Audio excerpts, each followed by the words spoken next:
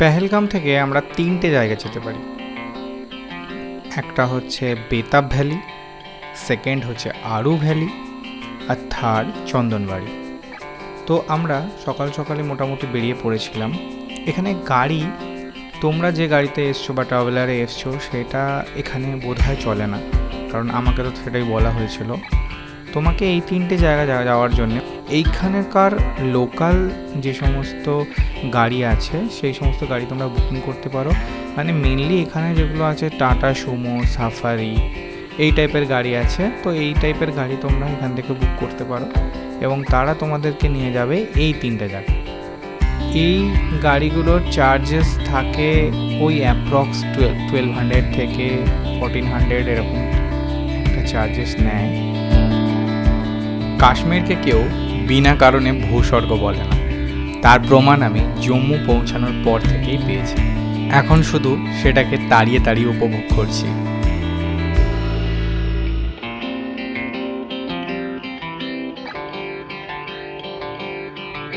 Minute 15-20 মধ্যেই আমরা আমাদের প্রথম স্পটে পৌঁছাই। তবে এখানে পৌঁছে আবেগ ধরে রাখতে পারিনি, কারণ অনেক দিন পর বরফ পেয়েছিলাম, আমাদের কাশ্মীর ট্যুরের ফার্স্ট বরফ। তো আমরা এখানে ক্যামেরা রেখে দিয়ে যে যার মতো নেমে যাই, ওখানে ওই ভ্যালিতে নেমে যাই। তো নেমে গিয়ে আমরা নিজেদের মধ্যে খেলা চালু করে দিই, যার ফলে আমার কাছে সেই ফুটেজ নেই। কিছু ছবি ছিল, হয়তো ছবি আছে, বাট সেই ফুটেজ নেই। জায়গাটা মোটামুটি এরকম, এখান থেকে আরেকটু বেশি হেঁটে ভেতর দিকে যেতে হয়।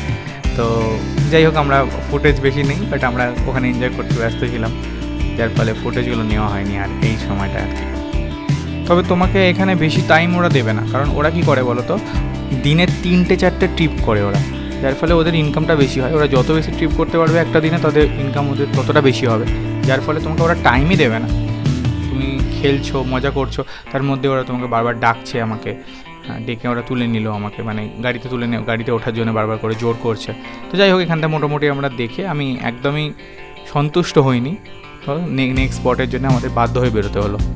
আমি তোমাদের সাজেস্ট করব, আমার মতো ভুল করবে না। যখন তোমরা পেহেলগাম থেকে গাড়ি বুক করবে, তখন ওদেরকে মানে ডিরেক্টলি বলবে একদম আমার কিন্তু টাইম দেবে, একটু টাইম দিতে হবে, নয়তো আমি ফুল পেমেন্ট করব না। ওদেরকে এইভাবে বলে তবেই তোমরা গাড়িতে উঠবে, তাহলে তোমাদের কাছে একটা চান্স থাকবে বেশি একটু টাইম নেওয়ার। কারণ ওরা ফটো তোলার জন্য টাইম দেয় না, ওরা তাড়াহুড়ো করে এত। মানে আমার ক্ষেত্রে যেটা হয়েছিল, খুব বেশি ওরা মানে বিরক্ত করছিল, তাড়াহুড়ো করছিল, যার ফলে আমি ভালো করে ফটো তোলার, ভালো করে মজা করার, জায়গাটাকে ফিল করার টাইম পর্যন্ত পাইনি। এরপরে রাগে একরকম বিরক্তিতেই আমি আর ক্যামেরা বার করিনি। এই ছিল আমার শেষ ক্যামেরায় নেওয়া ফুটেজ। এরপর থেকে আমি জাস্ট মনে হয় বাবা মায়ের একটা ছবি তুলেছিলাম, ব্যাস। তারপর থেকে আর আমার কোনো ফুটেজ নেই। ঠিক আছে।